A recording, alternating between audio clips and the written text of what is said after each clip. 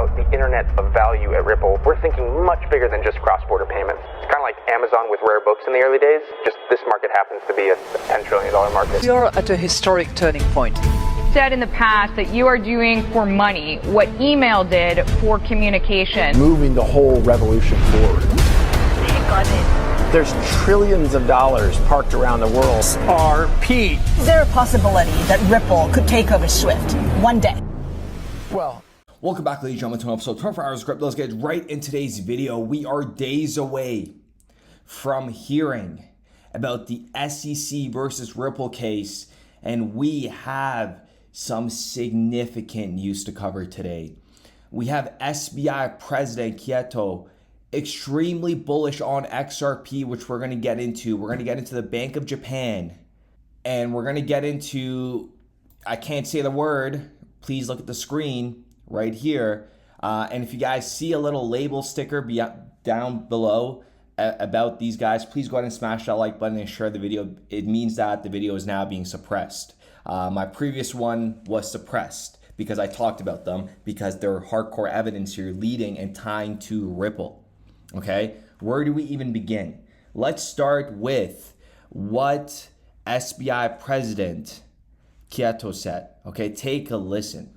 この間向こうの CEO のステートメント見てると、何週間かで裁判所の結論が出ると彼は考えて。 Just wanted to play that so you guys see the tone of the way he's saying it. He said, if the conclusion is reached and XRP is a coin, I think it will be a very expensive price.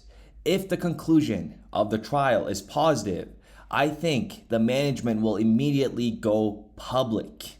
And if you guys remember, Craig DeWitt, he worked at Ripple for 7 years.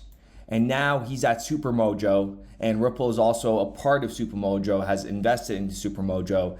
But take a listen to what Craig DeWitt says. This is absolutely bullish coming from an ex-Ripple employee. SEC gets their ass kicked in the Ripple case. Absolutely get their ass kicked in the Ripple case. But the ruling comes out in such a way that XRP is alone cleared as a non-security in the United States. Meaning that with all the other stuff that the SEC is pulling, suing exchanges, suing other coins, are going to sue some big ones as well, that only BTC and XRP have legal clarity in the United States for a 2-year period. Just taking some show notes on that one. Ooh, that would be like the turnaround of a century, right? Go from like getting beat up by the government to being the only one with clarity because I spent $250 or $200 million fighting this case. XRP and Bitcoin could potentially be the only regulated assets for the next 2 years until they figure out this whole mess that the SEC has created. Now, let's get into the juicy part right here.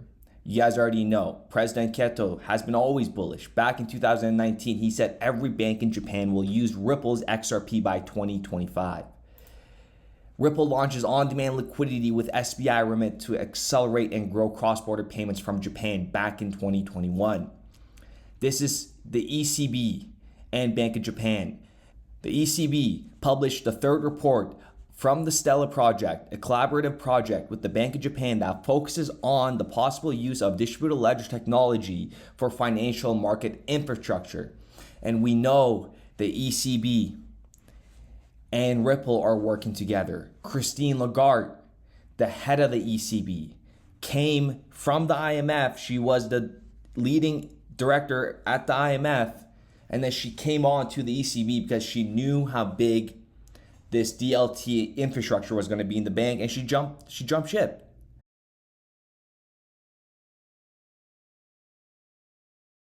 So I think the role of the disruptors and anything that is using distributed ledger technology, whether you call it crypto assets, currencies, or whatever, and it's far from the bitcoins that we used to talk about a year ago, that is clearly shaking the system. the voice that we heard, which was, I thought, really interesting, were those of the regulators and central bank governors who said, well, yes, this is good and this is helpful and it is changing the business model of commercial banks. But we have to be mindful of two things: trust and stability of the system. And we are equally concerned, we at the IMF, about stability. We don't want innovation that would shake the system so much that we would lose the stability. And we have Japan and BIS obviously working together. We have speeches from June 1st of just this year. And now to these guys. They're holding SBI. 2018, they were holding SBI. 2022, okay, the most recent report, they're holding SBI. Double the amount. We have 140 million and then we have 20 million, as opposed to they have increased their positions. What does this mean to you guys? If you guys do not know who this fund is, who's behind this fund, please go ahead and Google it. I can't talk about it because the video will be shadow banned like it was previously. With that being said, ladies and gentlemen, I do appreciate every single one of you guys. Let me know what you guys think in the comments down below. Ethereum is going to be deemed a security. There is so much evidence of ETHgate. It is absolutely insane. Just take a listen to Lupin. If you guys don't know Lupin, he's a massive, massive whale in Ethereum. Got in early within the ICO with Vitalik. They started it up. And it's pretty bad. But just take a listen to this mini little clip. This is from like a 5-minute video of him talking about how good the SEC is to them. Gary Gensler and the SEC are doing a great job of driving projects in our ecosystem to radically decentralize themselves. I could even call Gary the shining knight of decentralization. Oh boy.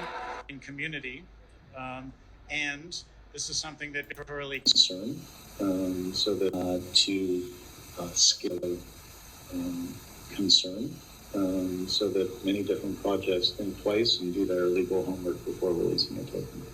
We continue to issue tokens. We've been doing a very good job of issuing securities law compliant tokens right from the start.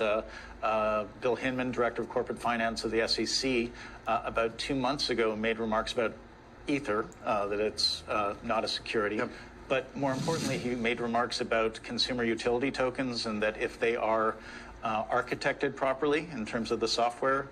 And then they say the XRP community are, you know, a bunch of conspiracy theorists, or you know what, actually majority of you guys are actually hucksters, fraudsters, scam artists, Ponzi schemes. As per Gary Gensler. What a joke. I cannot believe why he said that, and I can't wait until the outcome of this whole Ripple case and what goes on with the SEC. Let me know what you guys think in the comments down below. So with that being said, we're going to end off the video, and today is the last day that you will be able to personalize your XRP pendant, and this option will be removed. Link in the description down below.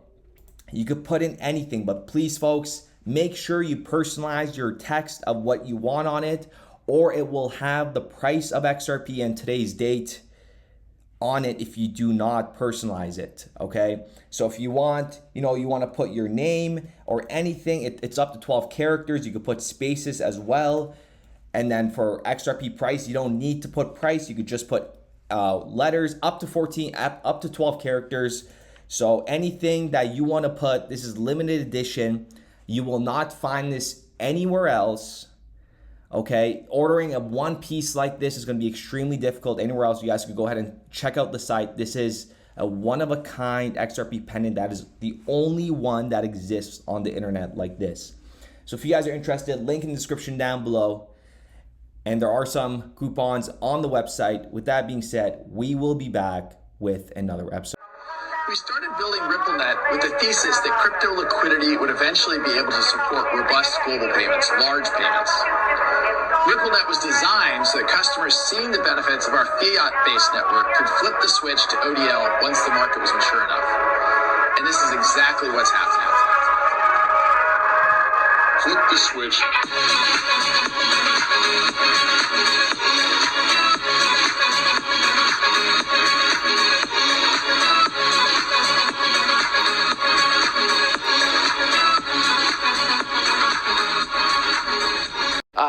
think what we're building has, it's solving a real problem.